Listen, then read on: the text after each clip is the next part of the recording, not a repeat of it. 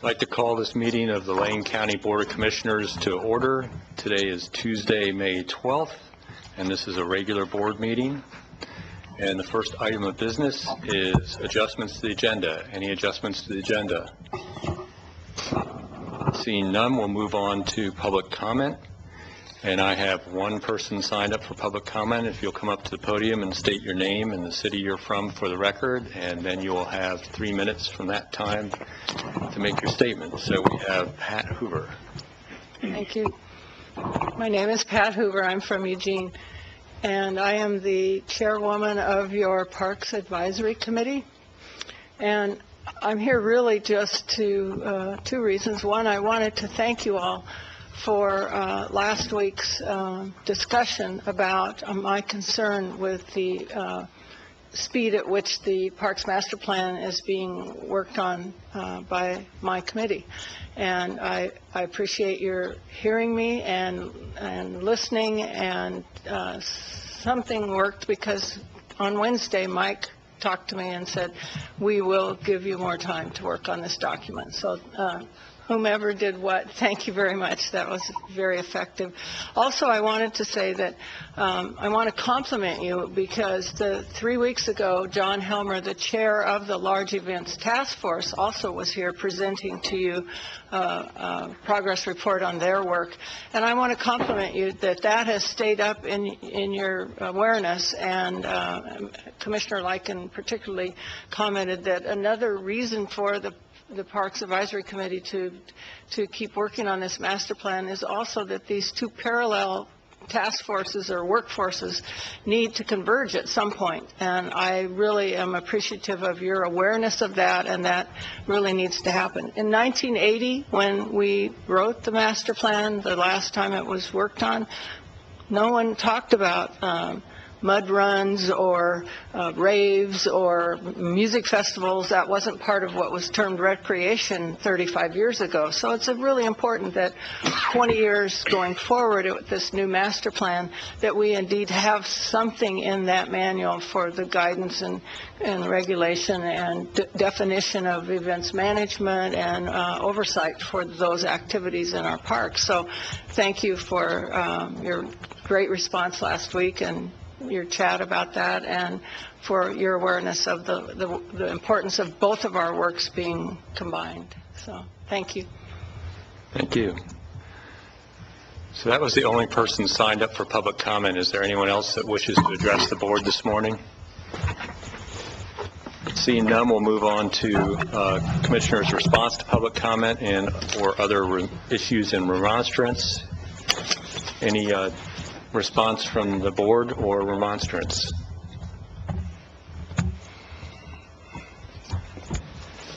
Seeing and hearing none, then we'll move on in the agenda. Is there any emergency business this morning?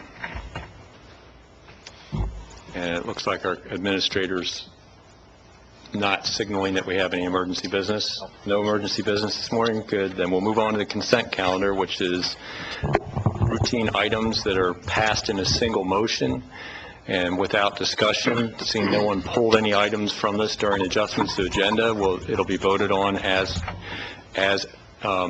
publicized. You can go to our website and click on view material on each item to get background for the items that we are voting on this morning. Is there a motion to approve the consent calendar? Mr. Chair, I move approval of the consent calendar. Second. It's been moved and seconded. All those in favor, please say aye. Aye. Aye. Any opposed? It passes unanimously. So that moves us on to Public Safety Order 1505-1207 in the matter of requesting the governor to declare a drought emergency for Lane County. And we have Linda Cook, our Emergency Management Program Manager, and Michael Maddock, the Water Master for this area. So, Linda, if you'd like to start us off. Good morning, Commissioners. As you know, I'm Linda Cook, the Emergency Manager for Lane County, and part of my role is to bring to you any type of emergency or disaster declarations, and that's what we're here to talk about this morning. Despite the nice, dewy, rainy day we're having, or the start to our morning, we are facing a drought, as you are probably aware. We have a very low water year. We are at 10% of normal for snowpack, and our streams and rivers are running very, very low. And consequently, I have brought with me today Michael Maddock, our state water master, who contacted me a couple of weeks ago, maybe 10 days or so ago, alerting me that we're having some issues with water rights on the main stem of the Willamette. And in order for a couple of key businesses in our community to continue operating this summer, they're going to need some special rules invoked that can only be invoked by the Water Resources Department after the county commissioners declare a drought declaration. So that's what we're here to talk about today. I hope that I provided ample material in the board packet, and I'm hoping that this isn't premature, but I'm wondering if I should just open this up for discussion and questions at this point, or if you would like more background. So, questions for staff here, Commissioner Farr? Thank you, Mr. Chair. Just a procedural question. We declare, if we have the legal right and responsibility to declare a drought emergency. And what happens should the county declare a drought emergency? Can you describe that in detail? Or not in detail, but in enough detail. The principle behind declarations, drought declarations, emergency declarations, et cetera, they are intended to allow the county to tap state resources. If we were having a major emergency throughout Lane County, say from an earthquake or a flood, it's very similar to that type of declaration in that when Lane County faces a situation that it cannot cope with without state resources, then the county commissioners need to declare some type of disaster or emergency declaration telling the state, this is beyond our capability to handle, therefore we need to bring in some state resources to assist us. And what is unique about this situation is that we're talking about a waterway in Lane County, and Lane County has no jurisdiction over waterways. And so consequently, the only agency that can assist us in dealing with the water rights issue for some of our companies is through the state. And the state can't act until the county has said, you know, we can't do this.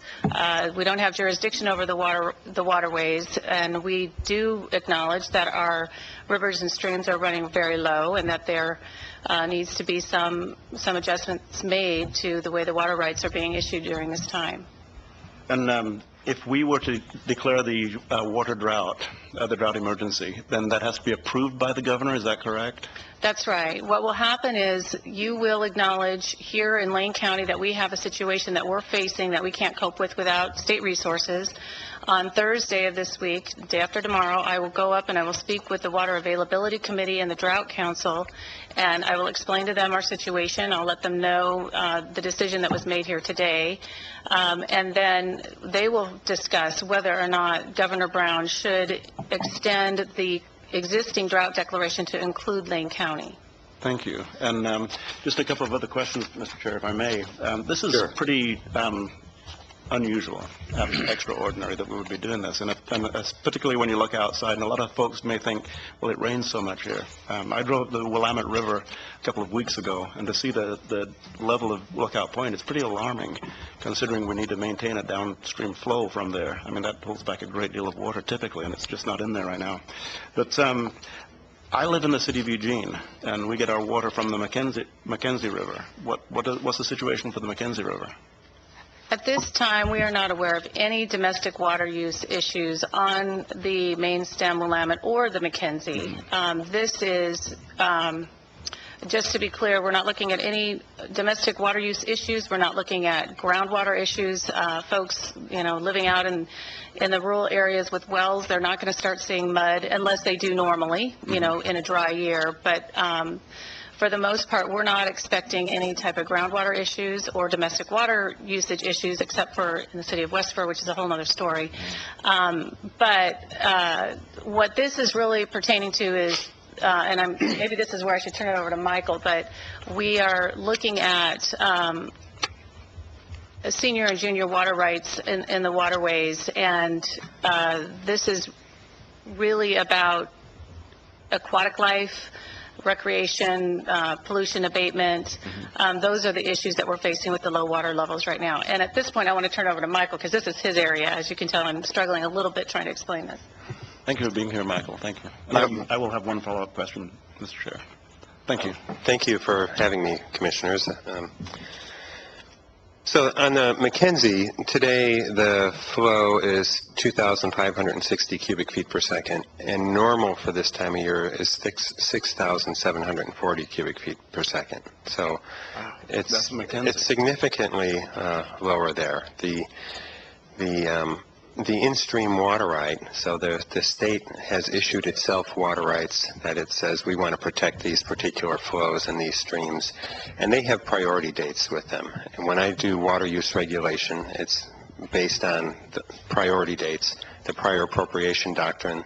The oldest rights get to use water the longest in a time of shortage. The Mackenzie in-stream water rights for 1,025 cubic feet per second. So we're not close to looking at doing regulation to protect the in-stream flows on the Mackenzie. They're based on that number, there's plenty of water there. While it's well below normal, it's still adequate for the needs. Correct. Thank you.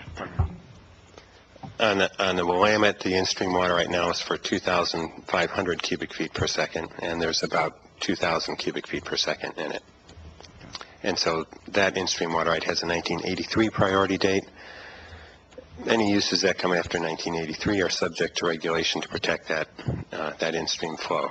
And I have sent out 10 notices to irrigators that have junior water rights that they have to stop using water. And presumably, they haven't begun to use water yet this year, but they know in advance at least. Some of those do have supplemental rights from storage in the Willamette Basin reservoirs, but 7 of them don't. The community of West Fur has a junior right for municipal use. The in-stream water right itself makes an exception for domestic uses. So that's why the community, the city of West Fur, was still able to divert water, treat water for inside domestic uses, but they cut off outdoor use. Okay. We have, to go down that path just a little bit, we have figured out that the city has legally acquired the right from what was once the Western Lumber Company that the town was based around, that had a right for domestic use, that the city bought the infrastructure, bought the pump, bought the pipeline and the 200,000 gallon tank, and we have been convinced that they can continue to use that 1924 water right. Which fork did they draw from? The North Fork and the Middle Fork of the Willamette. Both. Okay. Then my other question, Mr. Chair, was regarding the 7 irrigators that have been notified.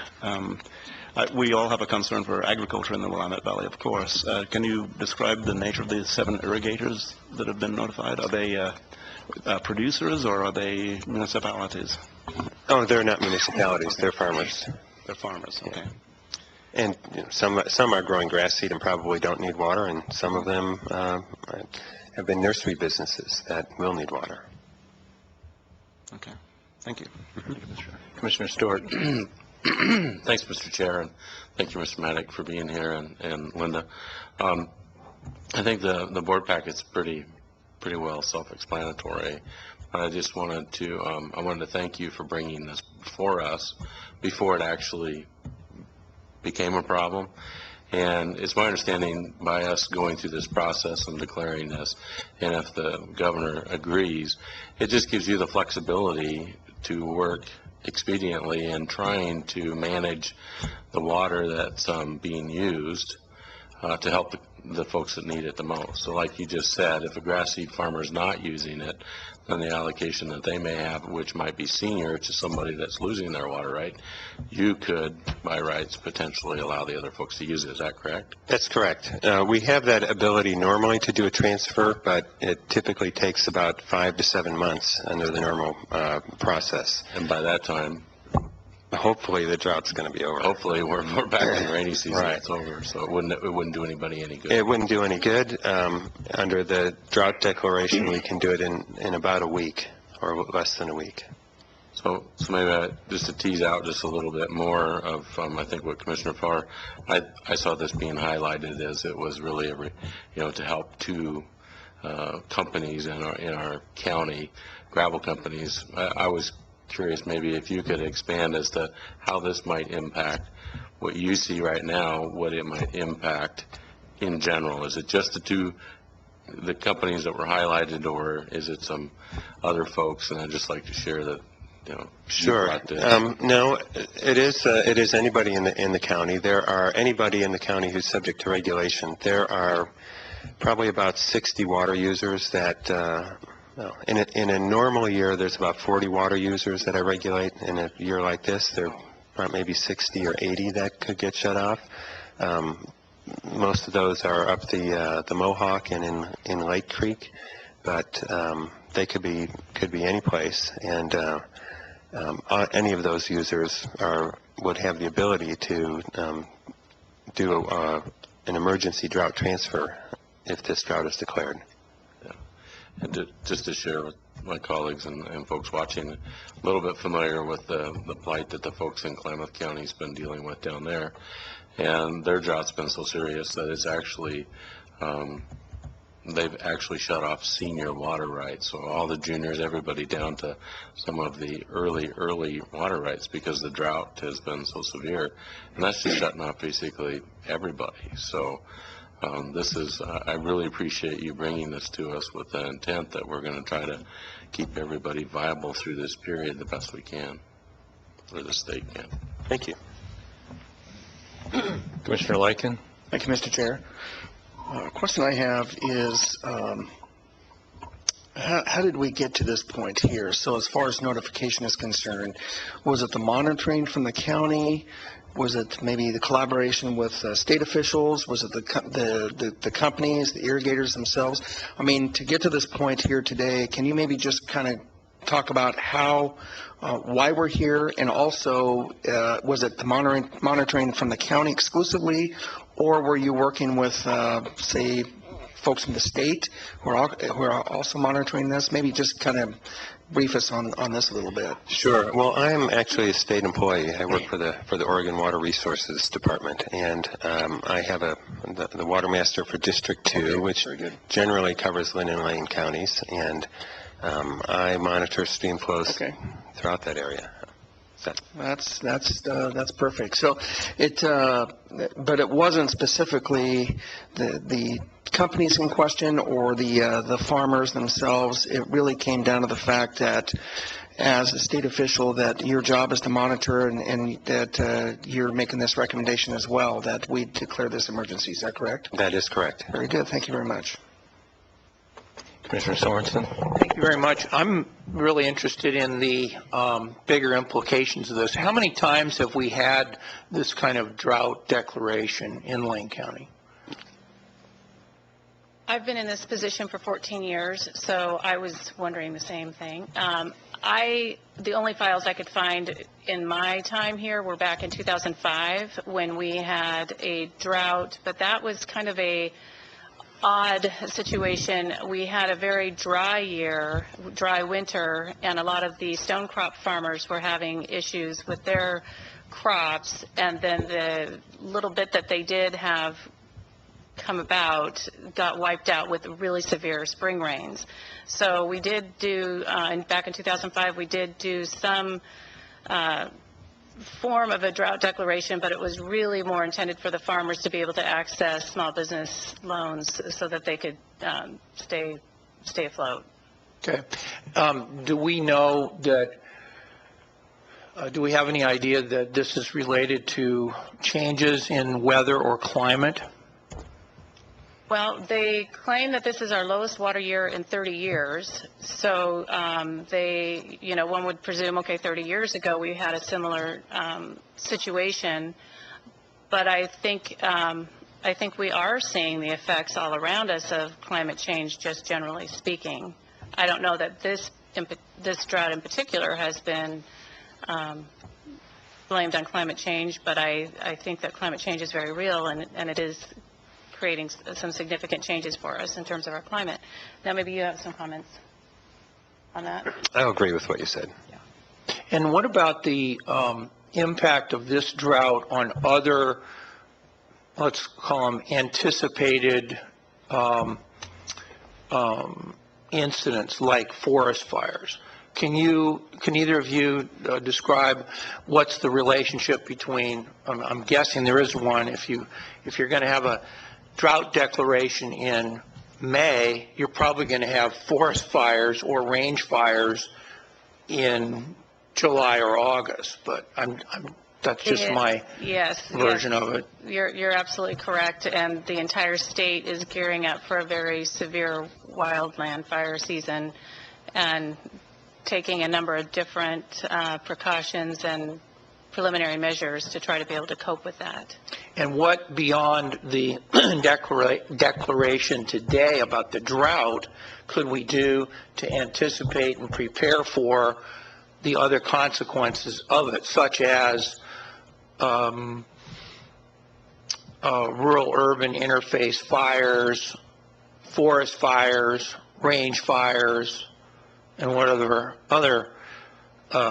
fallout events come from a drought?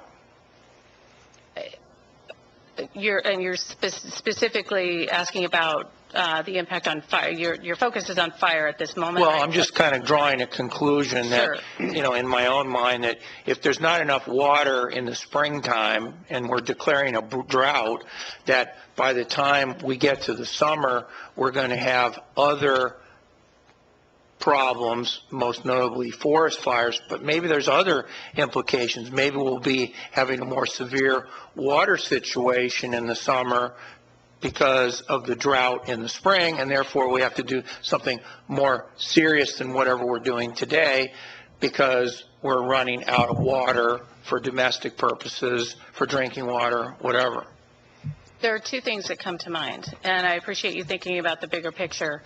The first thing is when we take a look at the potential for fire, one of the first things that we can do is take a look at where is the land ownership throughout all of Lane County. As you might already be aware, fire protection is provided by 25 local fire service agencies throughout the more densely populated areas of Lane County, and then when you get into the forests, Oregon Department of Forestry has jurisdiction over part of the lands as well as the U.S. Forest Service. And there are pockets that are completely unprotected by any of those agencies, and so we're trying to identify which of those lands would be under the jurisdiction of the county and bringing that information to all of you on June 2nd to look at what kind of policies you want to have in place in terms of what if we start, what do we do if we start to have some type of fire spread into some of the unprotected areas? What are our policies going to be, and who's going to be the signatory on some of the different declarations, such as a conflagration declaration that would have to come into effect to get any type of state resources. Similar to what we're doing today, we could be facing this again this summer, trying to do a conflagration declaration to make sure that we can bring in some state resources to deal with some fires that have gone into areas that are the jurisdiction of the county. I can't speak specifically to what any of the fire service agencies are thinking or what they're strategizing in terms of their water availability to fight fires. I could certainly research that and get back to you with that. The second issue that we're facing, and I think that you may already be aware, that the city of Westford is, it's very likely that they are going to have some domestic water issues this summer, meaning water will not be flowing to houses because of where their water intake is situated in the riverbed. And all of the different agencies have been working very hard, very diligently, trying to get the necessary permits passed so that they can take a large pipe from the mouth of their water intake and stretch it 15 feet into a lower section of the rivers for a deeper pool so that they can pump some water in so that they can mitigate or avoid any type of domestic water use issue in Westford. But the jury is out on that. I have, we're working to try to avert that crisis. But that may be another situation where I'm coming back to you this summer and saying we've got a very real domestic water use issue in Westford this summer, and When it comes to that, I did some very limited preliminary work in terms of what would it look like to truck in water. I understand that the mayor between Oak Ridge and Westford, they're looking at, is there a possibility to tie in their different water systems? It's a big issue. So if we can, it's a big issue, and the easiest fix is to get the pipe laid, rather than looking at how are we going to cope with it if it doesn't get laid. And in terms of circling back to maybe the center point of my constituents' concerns about water issues, do you think there'll be any change to the policies of the Eugene Water and Electric Board regarding the use of water in Eugene? And specifically, will we go to any kind of water rationing? Will we have any kind of prohibition of watering your lawn? Will there be limits on the use of water for swimming pools or spraying my grandchildren with the garden hose when they're visiting, or whatever uses that might be curtailed in what we might think of as a severe drought? That is a really good question. I have been in touch with their water operations manager, Brad Taylor. He's a very helpful agency partner. I have not asked him that question specifically, but I would be happy to ask him to find out if EWEB has that in their sites in terms of if they think they're going to be taking those measures. I normally hear about those types of things through some network or some communication link, and so far I'm not hearing of any domestic water use concerns for this summer. Okay, But that's always subject to change. As it applies to Springfield Utility Board and the Eugene Water and Electric Board, I think it would be helpful for you just to send an email to the commissioners with whatever you've been able to learn. Not that this is a big investigation, but maybe a phone call to EWEB and SUB, because that's, those aren't the only water providers, but they are the water providers to many of the people in the Eugene Springfield area. And just so that we would know the current status of that would be very helpful. Yeah, so I'll definitely follow up with that. Yeah. And I guess in terms of preparation for a future problem, it does occur to me that, we live in a community where in any given normal year, we might have 3 to 4 feet of water falling on top of our own homes, and that might be a great source of water for us to conserve. Right. And what are we doing as a government, or what are we doing as other local governments to try to make it possible for people to capture that water and use it? Well, we could certainly use the emergency management forum, meaning send out, I think probably the most effective way would be over social media to just start a conversation about, why don't we all look at this as an opportunity to conserve water, to harvest water from our properties if we can, and to decrease our water usage, just because it's a good thing to do. Yeah. Mm-hmm. Okay. Thank you so much. Thank you. So I've got a couple questions, but first, as a former EWEB employee, and Brad Taylor's a great source of information. He's probably one of the most knowledgeable people in the state when it comes to water rights, as a planning background that he has now that he's the water operations director there. His planning background, he did a lot of water rights, dealing with those. EWEB actually has very senior water rights on the McKenzie River, and water rights in excess of what they've ever used and perfected to date. So I don't foresee that being an issue for the city of Eugene, that the McKenzie will get to a low enough flow where they get down to that 1,025 in-stream right. In the hottest summers, I have not seen that, because there's that storage reservoir that sits in the volcanic rock at the top of the Cascades that we're actually drawing water down the McKenzie that may have fallen as snow or rain 50 years ago. So that it's an unusual river system in how its hydrology is, that it is one of the few rivers that even in extreme drought will maintain a base flow throughout the summer. I've also was the author of the Water Supply Shortage Contingency Plan at EWEB, and there is a process they will go through if they do foresee any need for shortage, and it starts out with voluntary efforts to conserve. So you'll probably hear about that long before they start getting into that territory. So I had a couple questions. Is there any other benefit, other than the ability to swap water rights, is there any other benefit to Lane County businesses if we get a drought declaration for Lane County? I'm thinking of some of the businesses around Fern Ridge Reservoir.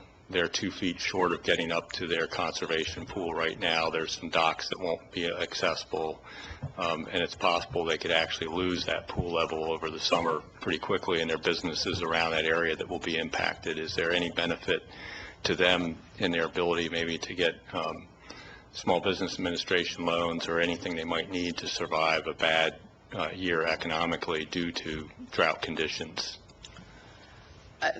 Yeah, a drought declaration opens up a lot of doors, bearing in mind that I deal very much with what's happening now and try to look ahead to what potential impacts could be and try to mitigate those impacts. And normally I get notified by the Department of Ag if some of the farmers are having issues with keeping their, you're talking about businesses, I tend to think about agriculture and water rights. I really don't have a good answer to that question, but I can say that a drought declaration does provide a lot of different avenues for tapping additional resources by virtue of the drought declaration being in place. So this drought declaration isn't just something that's going to give us the ability to transfer water rights. It's a drought declaration that is saying we might need state resources for any number of different situations. We're asking for the drought declaration because of this specific impact that we're seeing right now here today, but over the course of the summer, because we have a drought declaration in place, we can say, that drought declaration, well, we're running short on whatever in Lane County and we need some state assistance, and that would open up that avenue for those resources. Thank you. So one of the criticisms I saw when this first came out as a story online, and some of the comments that I'm seeing on public forums, is that somehow or another, by making this declaration, we're giving water away to these 2 particular junior rights users that have come up. Is it automatically just transfer these non-used rights to these people for free, or is it actually a transaction that goes between the person that holds the more senior right and it's not using it and the person that wants to have that transfer? Is it a actual saleable item where they actually have to give compensation for the transfer of that right? Yes, it is, but the state is not involved in those negotiations. If the people who need the water can't find a willing participant to agree to it, then they don't get any water, and they would be regulated. And so the person that's willing to give up their right to use that water this year comes up with whatever they think is appropriate for a compensation. And the person that currently owns that right, they own that right after going through a fairly significant process to establish and then certify that right. That's correct. These are certified water rights that they have to have evidence that they've been using them in the last 5 years for us to allow the transfer to take place. So it's not just like the old paper rights, say, that EWEB has on the McKenzie, that they haven't actually certified. They can't transfer a paper right. That's correct. They can't transfer something that's in a permit form. It's only certificated rights that we have documented their use. Great. I just wanted to clarify that for folks that feel that we're giving something away that is the public's by making this declaration. It's really about rights people already own, and they have the ability to actually they have to come to some kind of agreement of value to transfer those rights. I just kind of want to end this with a little bit of information that I have from Eric Peterson at the Corps of Engineers. He's in charge of the Willamette Water Project, basically on the engineering side, and follows they've been doing some work to try and predict what their summer reservoir levels are and their ability to maintain in-stream flows and all that. And with a lot of caveats, which I won't get into about, trying to look at the mean rainfall over the next couple of months and everything else that they do, they are predicting that they are not going to reach the maximum conservation elevations this summer for almost all of their reservoirs in their system, with the exception of like Big Cliff, Foster, and Dexter re-regulation reservoirs that always have a storage pool. They're saying they don't think they'll have a concern about meeting hydropower, municipal, industrial, and irrigation water supply missions that they have, but what they are predicting difficulty with is maintaining the endangered fish species flows, which is that in-stream right, and particularly some of the tributaries that are downstream before you get to the mainstreams and the mainstream of the Willamette, which is why this is a big concern. So looking at what the Corps is telling us, that system it hasn't been able to adequately recharge with our lack of spring rains, because that's the majority of how they refill their reservoirs is the spring rains. And they are telling us that they're not going to be able to maintain adequate in-stream flow in the mainstream of the Willamette based on their modeling, and with the caveats that if we get an unusual June where we get the 190% of normal rainfall, it may change the whole thing. But it's a real concern, and I think this declaration is a good thing we're doing. We've already seen 7 other counties in the state do it, including our neighbors to the south, Douglas County. And it's important for not only businesses and our farmers to have the ability to make these water right transfers, but also this may be leading up to the ability of even businesses that are impacted by low water years to get economic aid later on, because we've made this declaration. So I appreciate the foresight our water master had in looking down the road, and our emergency manager that has brought this to our attention, because I do think it's a real important issue for Lane County. Commissioner Stewart, did you have something? Yeah, this is maybe not completely related to the declaration, but I've a couple different times out in the community had the request made to me that should the Board of Commissioners be considering some sort of a water management plan, more around domestic use, I believe, and potentially storage for farmers. To me, it seems like that's potentially duplication. Isn't that what the state's already doing? Well, we do require municipal providers to develop water management conservation plans, and they have to submit them to us for approval, and their ability to get new permits or extensions on existing ones are tied to our approval of those water management conservation plans. That's for municipal entities. With the declaration of a drought, getting back to what Commissioner Sorensen was mentioning earlier, the governor has the authority to require municipalities, government entities to start implementing them, even if they didn't think they needed to, which, that's kind of at one extreme of what the state authority is. At the other extreme is our ability to issue emergency permits or emergency transfers from a water rights standpoint. Whether the commission ought to look at a county-wide water curtailment, I would not recommend that from the standpoint of overseeing what individual municipalities do. I do think that there's a good idea to promote conservation elsewhere throughout everywhere, not just for municipalities. Mm-hmm. Thank you. Commissioner Farr? Thank you, Mr. Chair. One further question, if I may. I'm thinking about the 7 irrigators that you mentioned that have been informed already, I think you said.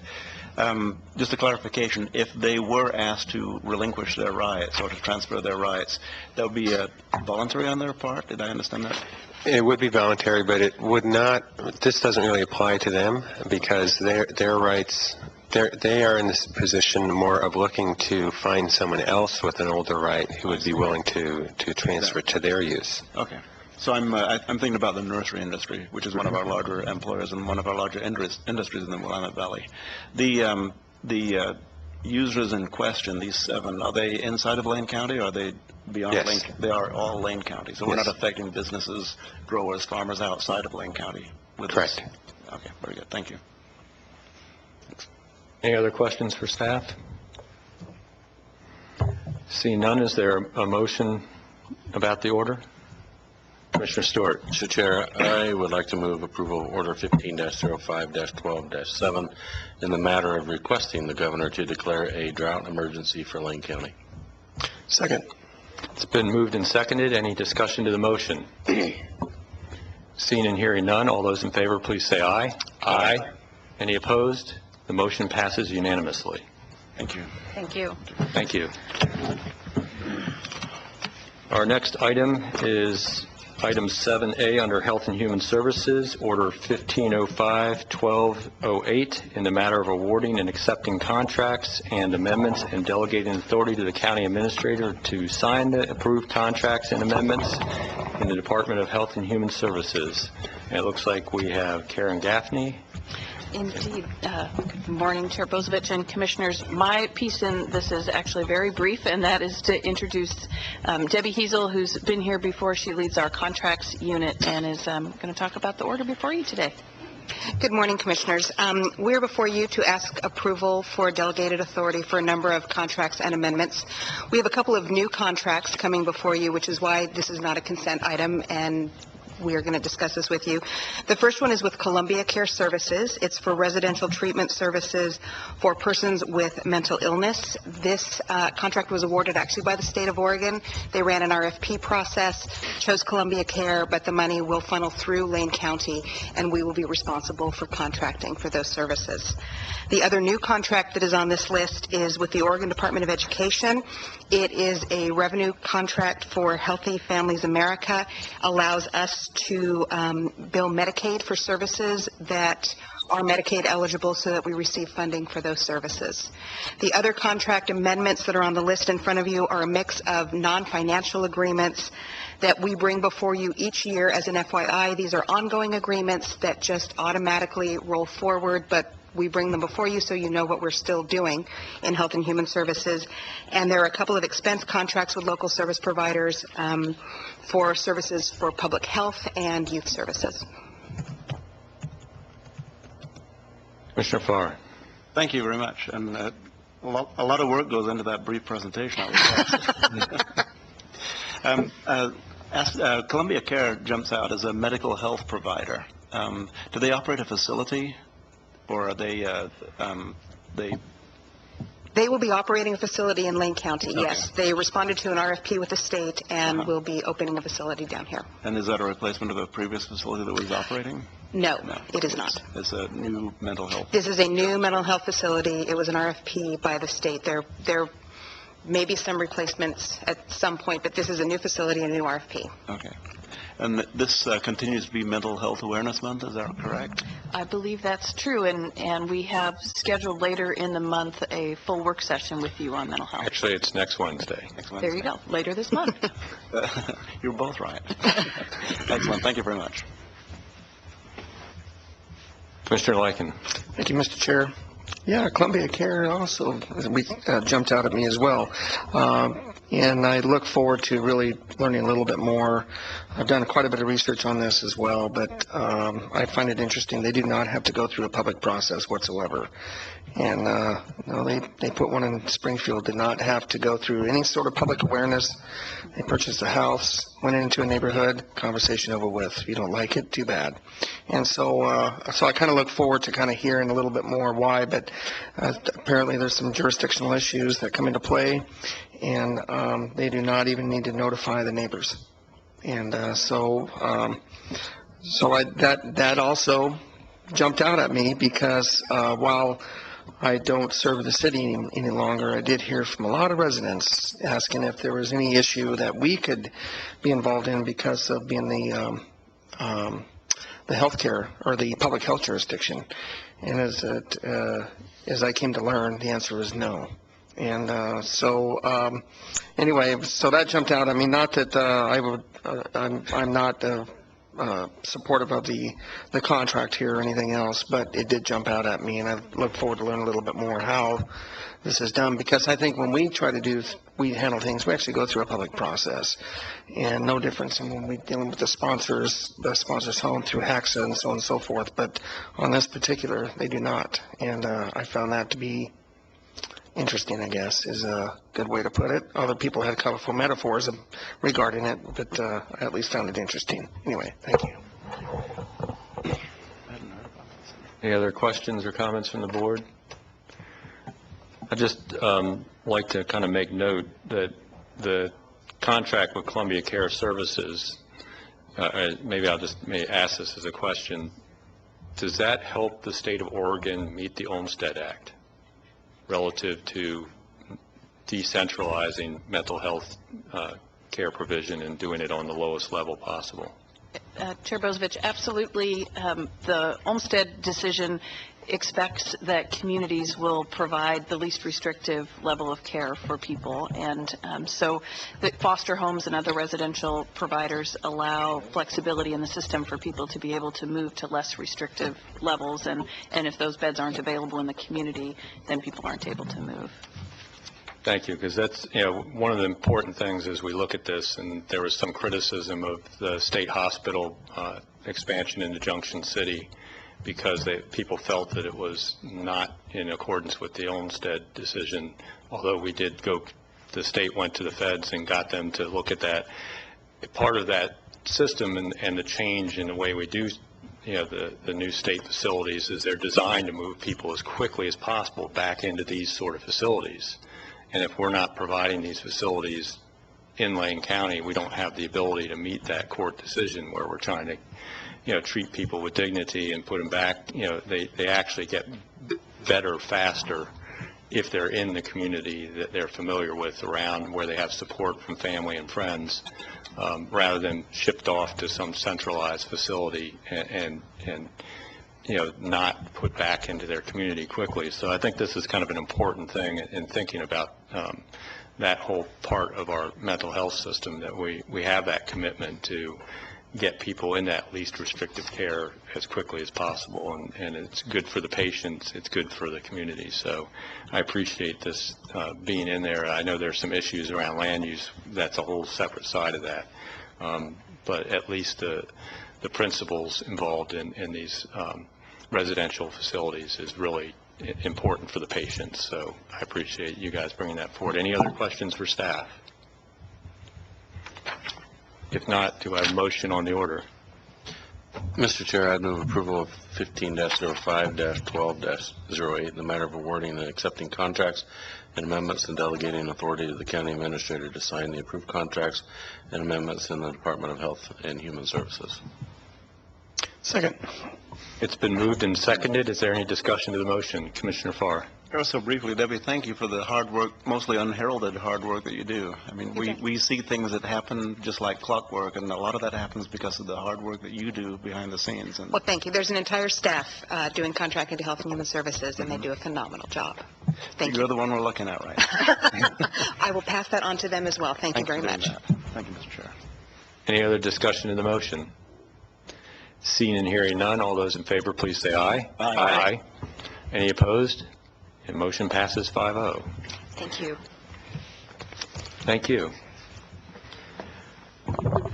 And that moves us to county administration announcements. Mr. Mokarhysky. Mr. Chair, Commissioners, a couple quick updates for you.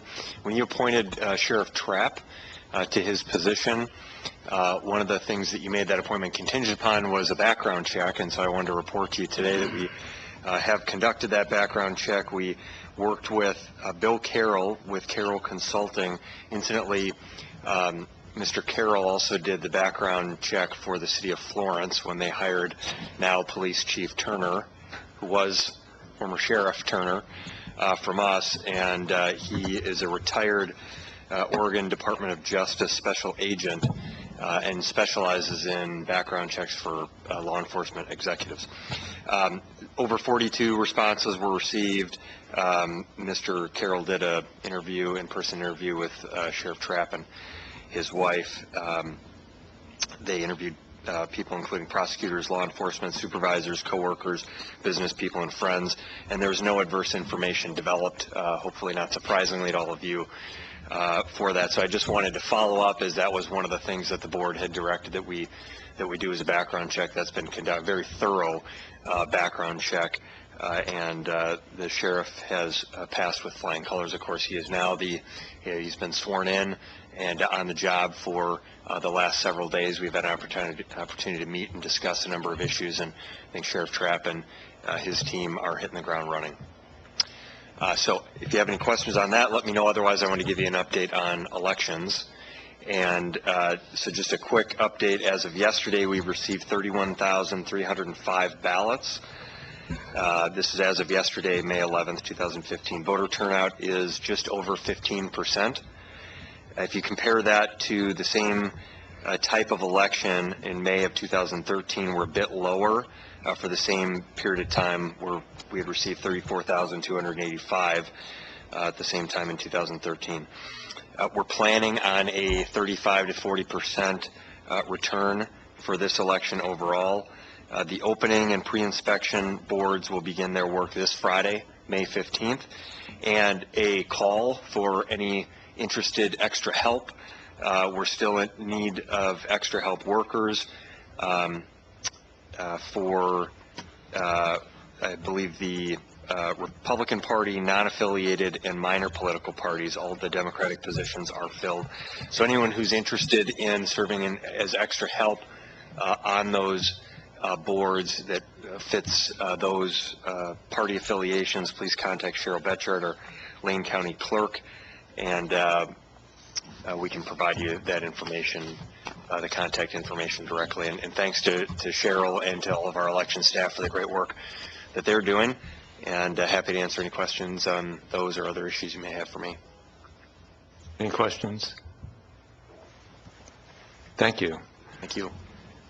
So that moves us on to county council announcements, and there is no need for an executive session today. Do you know if there were any other announcements? I'm not aware that there were any others from county council. Thank you. So that moves us on to commissioners' business, announcements from the board. Any announcements? I'll just real quick note that we do have a Wednesday work session next week, so it'll be at 9 a.m. on Health and Human Services, and that'll be around the Lane County mental health system. So that'll be an interesting work session for folks to watch and for us to attend. And I want to thank the commissioners that all showed up on a Friday, beautiful Friday afternoon, and participated in the incident command structure training that we did as executives.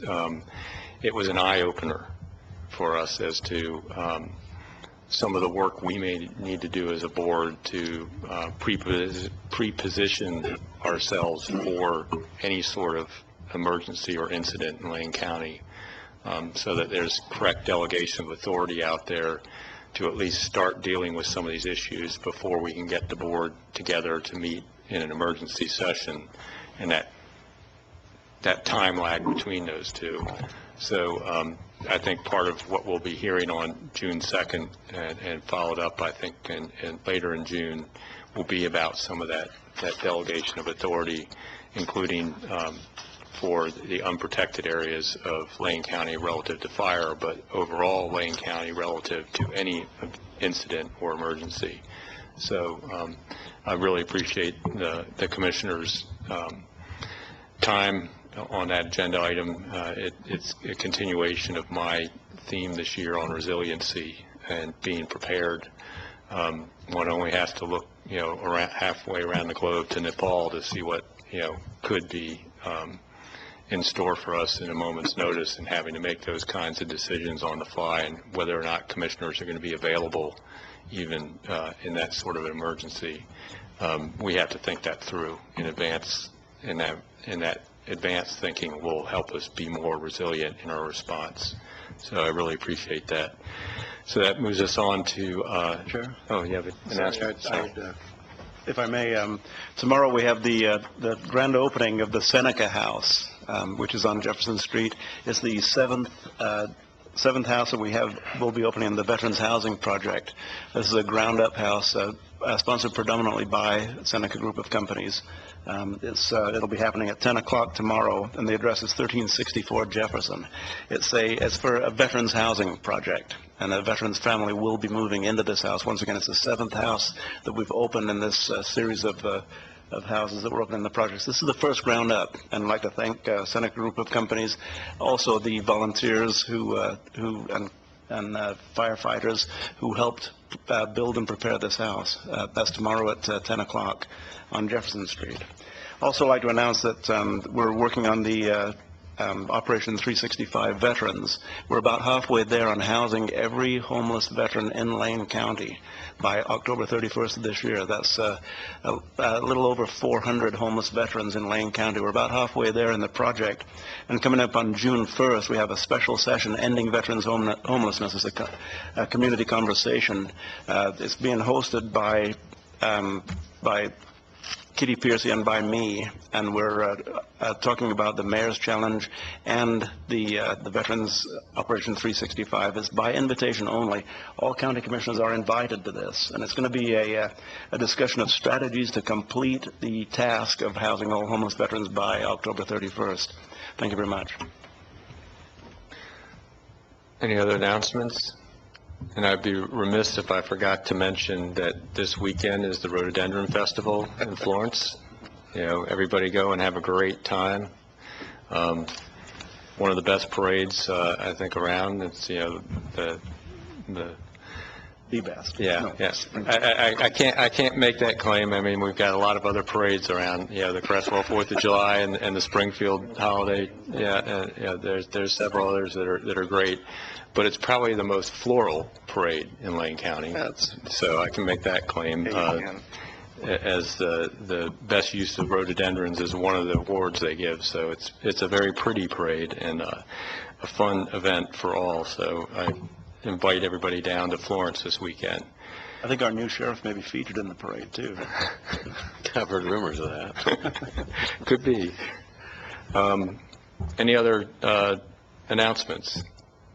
Seeing none, we'll move on to agenda team requests, or work session requests. Any requests from the board? Commissioner Sorensen.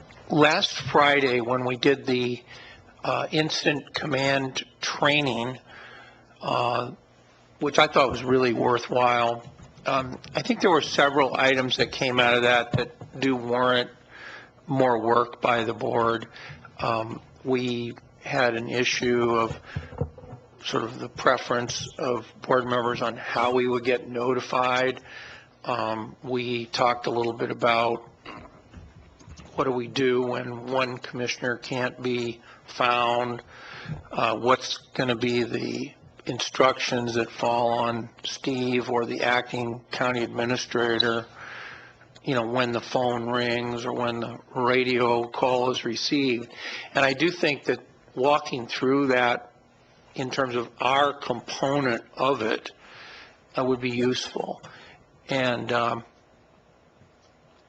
because I think the way the FEMA training was set up, you have what I will describe as the people who are dealing with the incident, and then you have the people that might have to make money decisions, weren't necessarily the people dealing with the incident immediately. And I think that's what the Mr. Manns, the instructor, was getting at, is that there is a big role for policymakers in these things, and they go on. The example I think he gave was the California Northridge earthquake. The earthquake, you know, only took a few seconds, but the aftermath stretched out 20 years. And so anyway, I think that zeroing in on this unique form of government where we have 3 elected department heads, we have the 5 commissioners, we have the staff that's here when we're notified of the incident, and then the question is, how do we notify the commissioners, and how do we assemble, and all that. So I think that it is worthwhile to follow up on it, and particularly after this morning's discussion of the likelihood of forest fires and other calamities within the next couple of months. I would say if we could do it pretty soon, that would help us. And it would also make it easier for all those folks out there that work with the board, and not just Mr. Mokrahysky as the most obvious person, but Mr. Kincaid and Ms. Leak and Ms. Jones and all the other people that need to know what to do in an emergency and what the board's going to be doing. So I think it was very worthwhile to have the training, but it also led to a number of questions about how we handle emergencies. Mr. Mokrahysky. Mr. Chair and Commissioner Sorensen, we'll provide an update at the June 2nd meeting where our county council will be, I believe we'll have an item to talk about the conflagration. Did I get it right? We struggle with that word. Conflagration. Conflagration. The conflagration declaration process there. So we'll provide an update on that. We have a number of items that we would like to bring forward to the board. We agree that some additional training certainly would be appropriate, and I think it'd be good to have our management team involved in that training at some point in the future. So an update on June 2nd. Thank you. Any other agenda team requests? With that, then we will be recessing the board meeting until 1:30, and I want to remind the board that we have a very tight time window for that item. So I am going to be gaveling us in at 1:30 and 00 seconds, and staff will be waiting at the tables, and we need to move right into that item at that time. So if you're late, you're going to miss the opening of the item. So we will see everybody at 1:30, and we are now in recess.